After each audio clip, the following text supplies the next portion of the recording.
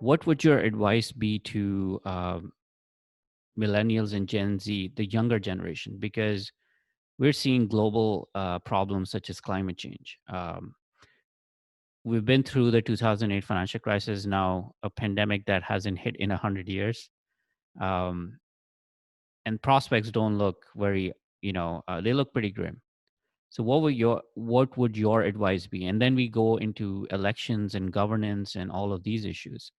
Um, what's your advice? Well, I have one piece of advice with two different reasons behind it. One is to get involved in your community politically or not politically. I mean, you can volunteer at the library, you can work in the food rescue organization, you can canvass for a candidate, you can run for office, you can volunteer uh, to uh, to knock on doors, you can uh, distribute petitions, get involved. And there's two reasons. One is it's your responsibility. In a democracy, it behooves citizens to participate. Otherwise, it's not really a democracy. You're just ceding authority to people who will make decisions that you're not going to fucking like.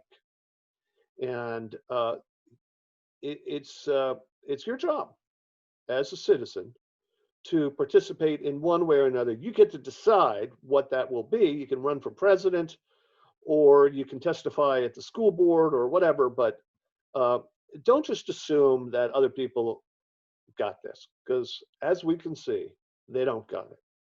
The second thing is putting aside, guilting you into doing your fundamental roles as a citizen, which begins with voting. There is political power. If you coalesce political power among right thinking compatriots, you can affect change. There was a slogan for the Pennsylvania lottery back in the early part of the 15th century when I was growing up, and the ad said, "You've got to play to win." Well, you do. You got to play to win, and that means you have to vote in your local, state, and national elections. You have to find out what various candidates stand for and whether you're for 'em or against them. And you cannot let the big money that has so polluted, so contaminated, so corrupted the political process get to make your decisions for you. No matter how corrupt the Congress is, no matter how moneyed the special interests are, no matter how much the president and his henchmen lie to you, your power as a voter in the aggregate is greater than all of that. And if you just stand around bitching and whining and talking about, well, maybe a military junta is going to be the better choice, uh, dude, in the end, you got nobody to blame but yourself. So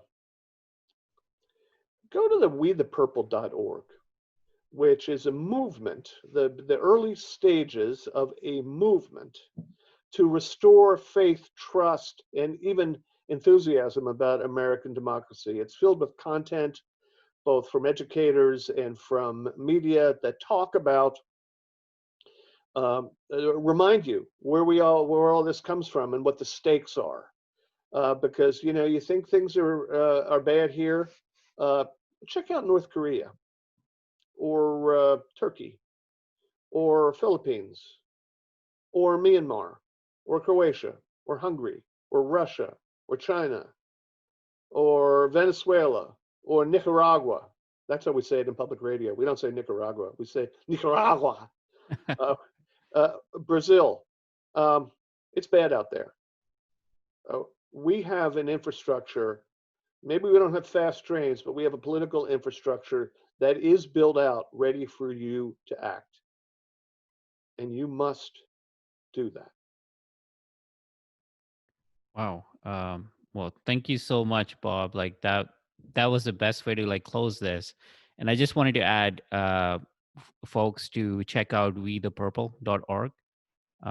It's a nonpartisan movement to help everyone just get out there and fulfill their civic responsibility and participate, right? If we don't participate, then we don't have the right to say, I don't like this, or I don't believe in this, and I'm not okay with this. I mean, that's the instrument that the democratic system allows us to voice our opinion, play our part, play our influence. So it's a project that I'm helping Bob as well, and we're both excited about it. Sure So are. we're going to be talking a lot about that.